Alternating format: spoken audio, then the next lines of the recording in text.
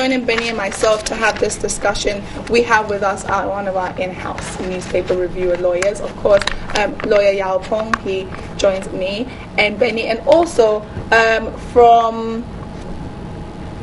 I totally forgot. African Center for Energy Policy. Center for Energy Policy. We have Nasser Alpha Mohammed, who's an oil and gas legal expert, and they both join us right now. Good morning, gentlemen. Good morning.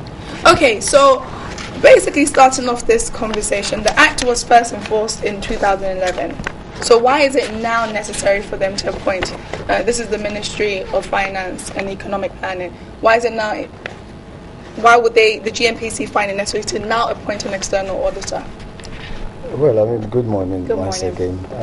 I think that, as you rightly said, the President gave the assent to the Act April 2011, and since then we have been engaging in petroleum operation. In fact, just a year or so before then we had started, and then the Act also came into effect.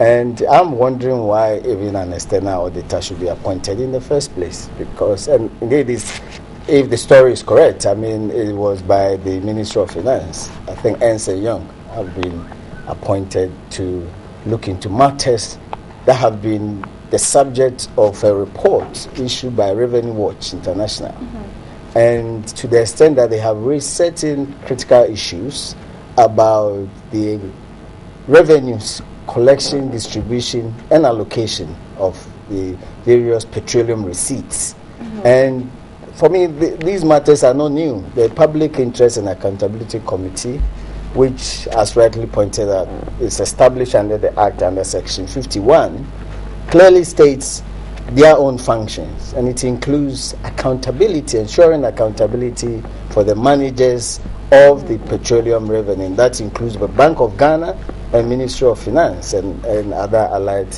institutions. And they have, since 2011, been issuing what we call semi-annual and annual reports. They raise various critical issues which have only largely been rehashed by Revenue Watch International. And every year they come out to point out that certain recommendations that they made had not been taken care of. For example, there's what they call spillover. Mm-hmm. You know, if, for example, they put together the petroleum revenue for the year, and it was done in October, it means that they wouldn't have taken into consideration the liftings we had done between October and December, subsequent to the petroleum report mm-hmm. in October. So what it means is that you have to carry forward the excess or the unaccounted for to the following year and use it to calculate what we call the benchmark for purposes of the annual budget fund amount. And consistently, the Public Interest and Accountability have been saying that these recommendations have not been taken care of. And sometimes then it means that one is unable to account for this excess or unaccountable petroleum revenue, actually, have to be quarterly gazetted and published. You hardly see these things done. Furthermore, the PIAC have to give their report by semi-annually, usually in June, and then annual of the same year. These reports are available. People have written a sea of reports and recommendations about these things which are available.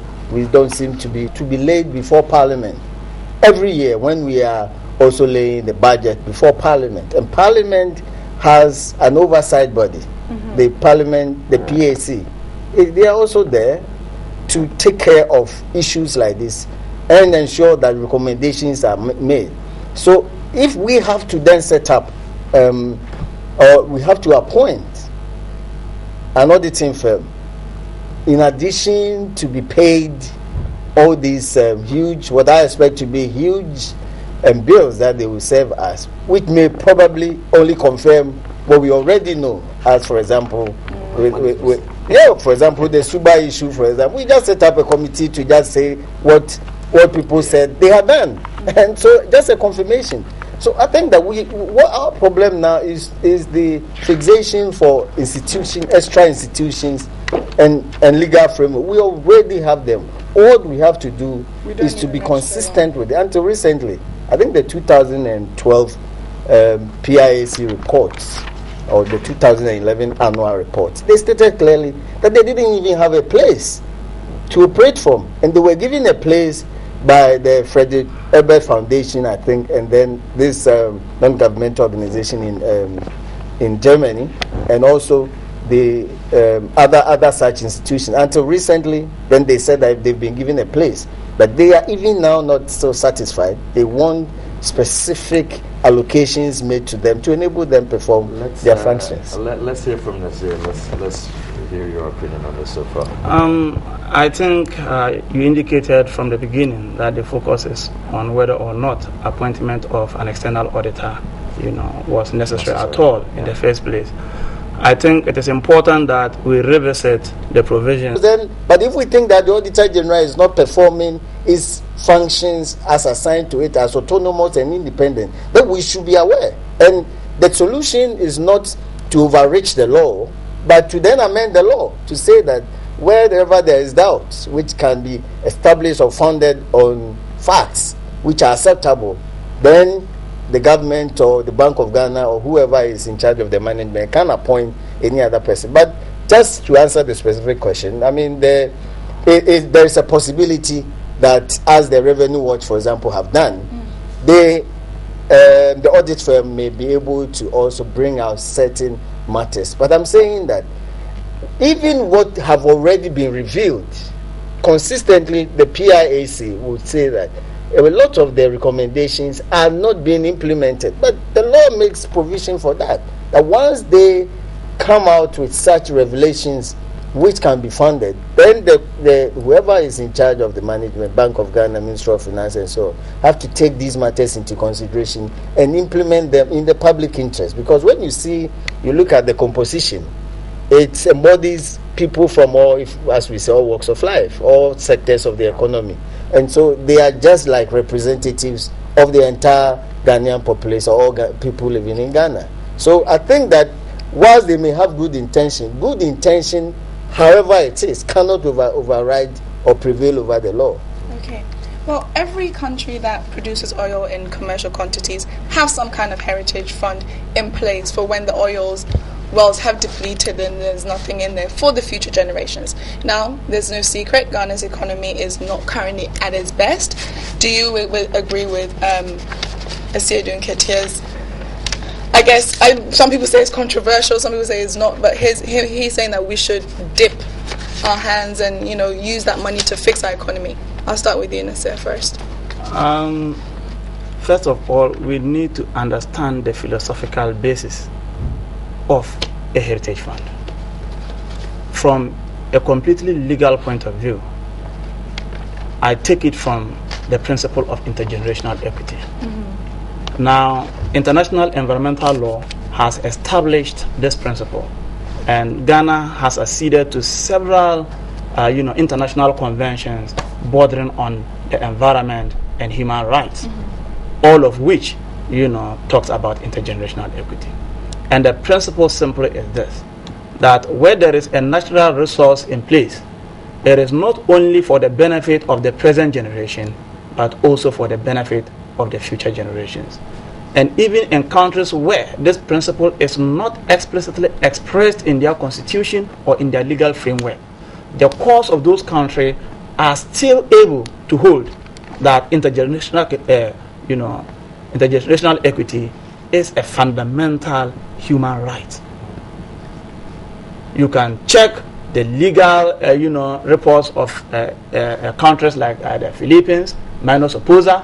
You can check, countries like India. Their courts have been bold enough to hold, even in circumstances where we do not have this principle expressed in their constitution, that this principle is a valid principle that every democratic state ought to uphold. It is an inherent principle within a democracy. So you shouldn't break it. So this is the basis. Now, the Heritage Fund, for me, is something that we can actually deduce from this principle. Because intergenerational equity can have two bases when we compare it to petroleum funds. One, either that we leave the petroleum in situ, in the ground, and not extract it at all. When I say leave some of the petroleum in the ground for the future generation, whilst we extract some of them.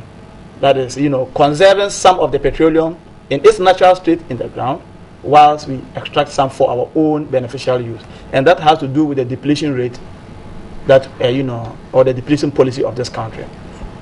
How have we structured, the rate at which we produce, such that, looking at the fact that petroleum is a non-renewable natural resource and will soon deplete, how have we structured it such that those of us in this present generation can get to benefit from it, while the future generation can also come and meet some of it still in the ground and benefit from it? And then the other aspect is to extract the resource, instead of leaving it on the ground, extract it, but put in place structures that will ensure that the future generation benefits from it.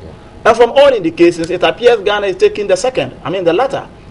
That is, we are extracting the resource, but we have to put in place structures that will ensure that the future generations of this country benefit from our petroleum resource. And the Heritage Fund is simply an expression of that, in my opinion. I agree. So leave it. That leave some amount of, whether money, either you put it in investment or whatever, for the future generation. The problem that many people are raising, however, has to do with how are we investing that fund. Some people think that because presently we are investing the fund in low-yielding financial instruments, it is not helping us, looking at the fact that we are in economic crisis and the fact that we are borrowing at a higher rate when in fact we have some money lying in the petroleum fund. But I must indicate this, that unless Ghana has the absorptive economic capacity for injection of capital into our economy, it will be extremely difficult and dangerous for us to invest, to take from the Heritage Fund. And the argument is a long one, and unless we have time to make it... We might have to continue this. Yao, if I give you 1 minute, can you tell me if you think we should chop or not? 1 minute. That is quite chop unfair. Or not? Because we have 1 minute. That is so unfair. But anyway, but first of all, I totally share the view about intergenerational equity, but intergenerational equity also specifies two forms of savings. Savings in terms of financial bonds and things like that, and savings in terms of investment into what we call public goods. And for me, the best guarantee for the so-called next generation is for us at this point in time of our development to invest all our petroleum money in public goods, because as I gave the example, yes, as I said, it's the best way. As I said the other day, and the president said, what is the need for us to keep these monies whilst the woman who is pregnant is going to the hospital and dies with the baby because there's no hospital? How will that baby come to the earth to even enjoy the so-called money saved? And knowing what some politicians can do with our money that have been saved, starting them in accounts elsewhere for their personal use. That's another story. Let's rather invest it in public goods. Oh my God. Okay, so hold on. So you're basically saying, Yao is saying we should chop, but we should chop wisely. Pretty much. Okay, well, I'm sure this is not the last we've heard about this. Next time we'll have more time. I can tell. All right.